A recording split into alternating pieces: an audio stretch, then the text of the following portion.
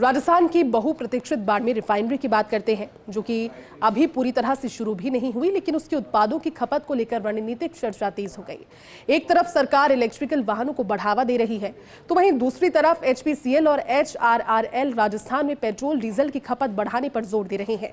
आखिर इसके पीछे क्या रणनीति है और भविष्य में इसका क्या असर हो सकता है, देखिए खास रिपोर्ट।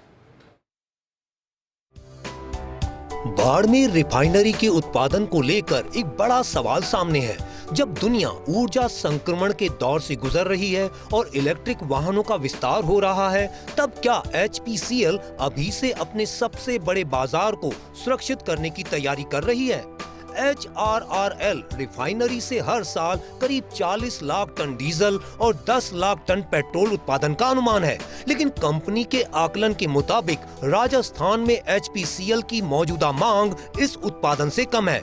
ऐसे में करीब 25 लाख टन ईंधन अधिशेष रहने की संभावना जताई गई है। यही वजह है कि कंपनी राजस्थान के भीतर ही ज्यादा से ज्यादा खपत सुनिश्चित करने की रणनीति पर काम करती दिखाई दे रही है। दरअसल किसी भी रिफाइनरी के लिए उत्पादन जितना जरूरी होता है, उतनी ही जरूरी होती है उसके उत्पादों की लगातार बिक्री। अगर ईंधन समय पर नहीं बिके तो भंडारण लागत बढ़ती है और परिचालन पर असर पड़ सकता है। राजस्थान पर फोकस के पीछे आर्थिक कारण भी हैं। दूसरे राज्यों में उत्पाद भेजने पर परिवहन लागत बढ़ती है, प्रतिस्पर्धा का दबाव रहता है और कर संबंधी अतिरिक्त बोझ भी सामने आता है। यानी कंपनी के लिए सबसे लाभकारी मॉडल वही है जिसमें उत्पादन केंद्र के आसपास मजबूत और स्थिर बाजार विकसित किया जाए। लेकिन इसी बीच एक बड़ा सवाल इलेक्ट्रिक वाहनों को लेकर भी उठ रहा है। भारत सरकार और राज्य सरकारें लगातार ई व्हीकल को बढ़ावा दे रही हैं। राजस्थान भी उन राज्यों में शामिल है जहां इलेक्ट्रिक मोबिलिटी को तेजी से आगे बढ़ाया जा रहा है। यदि आने वाले वर्षों में दोपहिया, तिपहिया और निजी कारों का विद्युतीकरण तेजी से बढ़ता है तो पेट्रोल की मांग पर असर पड़ सकता है।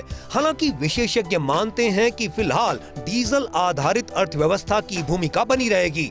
भारी ट्रक, लंबी दूरी की बसें, खनन गतिविधियां, कृषि उपकरण और औद्योगिक मशीनरी अभी भी बड़े पैमाने पर डीजल पर निर्भर हैं। इसके अलावा राजस्थान जैसे बड़े भौगोलिक राज्य में चार्जिंग इंफ्रास्ट्रक्चर का पूर्ण विस्तार भी समय लेगा। रिफाइनरी से पॉलीप्रोपिलीन, पॉलीएथिलीन, बेंजीन, टोल्यून और अन्य पेट्रोकेमिकल उत्पाद भी तैयार होंगे, जिनका उपयोग प्लास्टिक, पैकेजिंग, निर्माण, ऑटोमोबाइल और कई उद्योगों में होता है। यानी कंपनी अपनी रणनीति केवल ईंधन बिक्री तक सीमित नहीं रख रही है, बल्कि बदलते ऊर्जा बाजार के बीच दीर्घकालिक संतुलन बनाने की कोशिश भी कर रही है।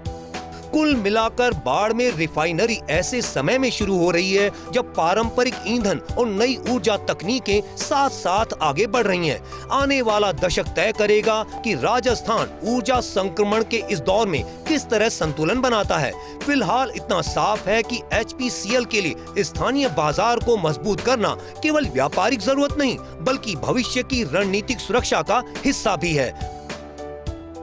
रिफाइनरी में पेट्रोल डीजल का उत्पादन शुरू होने वाला है और 40 लाख टन डीजल और करीब 10 लाख टन पेट्रोल का उत्पादन होगा।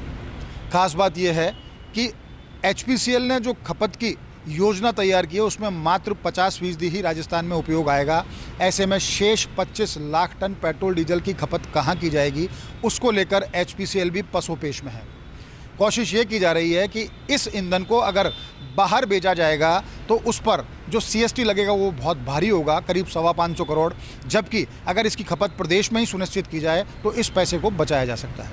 अब देखना ये होगा कि HPCL की ये रणनीति कितनी कारगर साबित होती है। कैमरा पर्सन विनोद पुरी गोस्वामी के साथ Nirmal Tiwari, first India news, Jaipur.